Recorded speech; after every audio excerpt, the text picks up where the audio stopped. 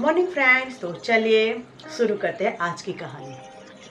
आज की कहानी है जिससे जिंदगी की सारी प्रॉब्लम्स खत्म हो जाएगी। जरूर सुनिएगा आज की ये कहानी। किसी ने क्या खूब कहा है कि सब पे लोगों की नज़र होती है, लेकिन अपने खुद के दिल पर क्या अपनी नज़र होती है? और ये याद भी रखना चाहिए कि हम पर ऊपर वाले की हमेशा नज़र रहती है। ये हमें कभी भूलना नहीं चाहिए। तो चलिए शुरू करते हैं आज की कहानी। एक दिन एक घर की डोरबेल बजती है। वहाँ पे अंदर से दौड़ भागकर एक लड़का दरवाज़ा खोलने के लिए हाजिर होता है। जैसे वो दरवाज़ा खोलता है, सामने क्या देखता है? एक प्रतिभाशाली व्यक्ति, एक आकर्षक व्यक्तित्व वाले, एक मुभादार, एक अट्रैक्टिव महानुभाव वहां पे खड़े थे। घर से भागकर आए लड़के ने पूछा, बताइए क्या काम है, आपको किससे मिलना है? वो व्यक्ति कहता है, मैं खुद आज तुम्हारे दरवाजे पर चलकर आया हूँ और तुम मुझे पहचानने से मना कर रहे हो। वो लड़का थोड़ा परेशान हो चुका है। उसको समझ में नहीं आ रहा था कि ये व्यक्ति कौन है। व्यक्ति ने कहा कि मैं वो हूँ जिसकी वजह से तुम कामयाबी की सीढ़ियाँ चढ़ते रहते हो, जिसकी वजह से तुम्हारे पास गाड़ी बंगला ऐशो आराम सब कुछ है। लड़का कहता, तो क्या इसका मतलब कि आप भगवान हो? तो उस व्यक्ति ने कहा, हाँ मैं भगवान हूँ। तुम हमेशा कहते रहते हो ना कि नज़र में रहते हो लेकिन नज़र नहीं आते हो। तो आज लो, मैं तुम्हारी नज़र के सामने आकर खड़ा हूँ। आज पूरे का पूरा दिन तुम मुझे देख सकते हो और मुझे कोई और नहीं देख सकता है। वो लड़का कहता है, क्या सच में? आप मजाक कर रहे हो ना मेरे साथ? सच में आप मुझे पूरा दिन दिखाई दोगे? उसने सोचा कि चलो मैं देख ही लेता हूँ कि ये सच्चे में भगवान है कि सिर्फ मुँह से ये छलावा कर रहे हैं। उसने माँ को आवाज़ लगाई, माँ इधर आओ, कोई दिख रहा है क्या तुम्हें? माँ ने कहा, क्या बेटा तुम भी, चलो आ जाओ, कोई भी तो दरवाजे पे नहीं है, चलो दरवाजा बंद करो और अंदर आ जाओ। तभी उस लड़के को आश्चर्य हुआ कि हाँ सही में ये तो भगवान है और सिर्फ मुझे ही दिखाई दे रहे हैं। वो अंदर आया, वो भगवान को देखता रहा।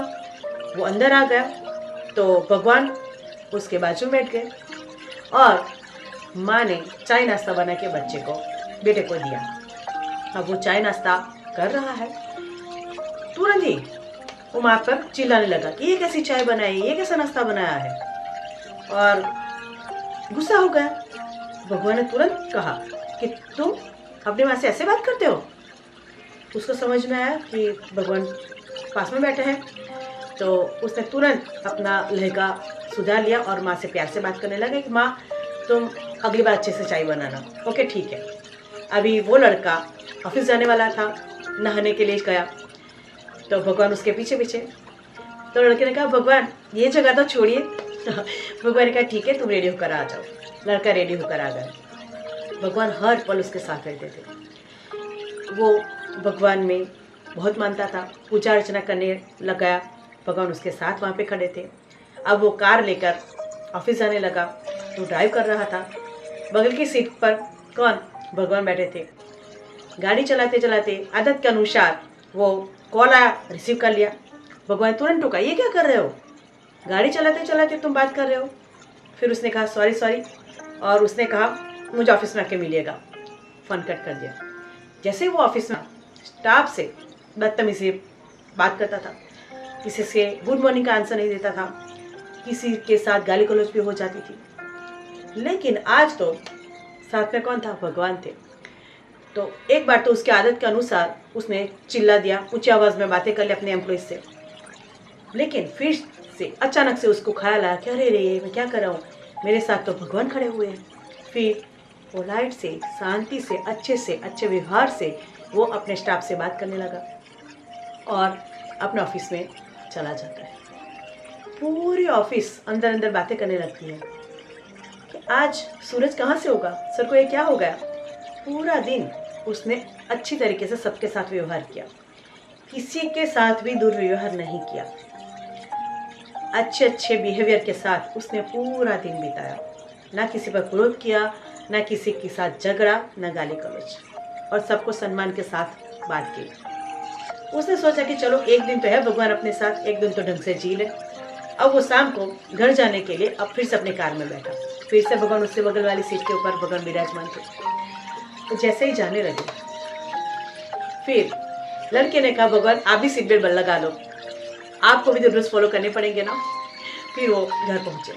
खाना खाने के लिए माँ इंतज़ार कर रही थी। बेटा पहुंचा, माँ ने खाना डाइनिंग टेबल पे रखा। पहली बार भगवान से उसने कहा कि भगवान चले, आप भी मेरे साथ चलिए, और पहला निवाला भगवान आप लीजिए। आज माँ के हाथ के खाने में उसे कुछ कमी नहीं दिखाई दी, पहली बार।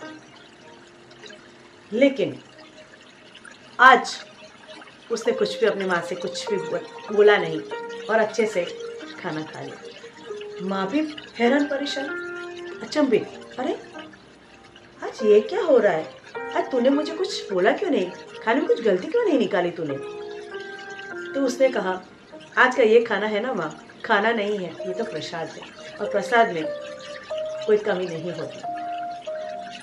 माँ भी इस वाक्य से अचंभित हो गई कि आज ये तुझे हो क्या गया है?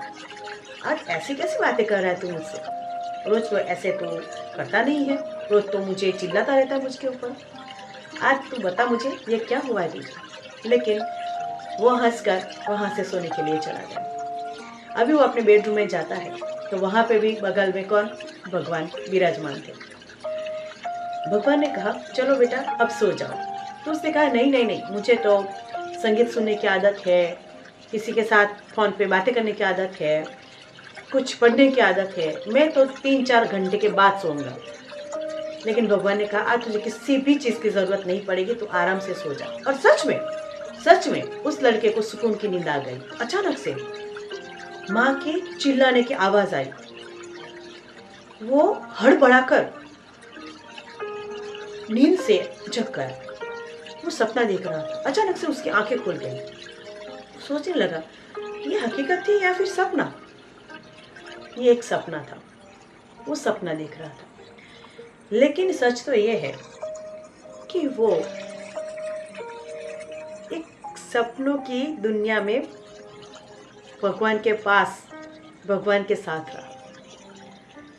उसको लगा कि मैं तो जीवन की गहरी नींद में सोया हुआ था, जिससे अभी मैं जगा हूँ।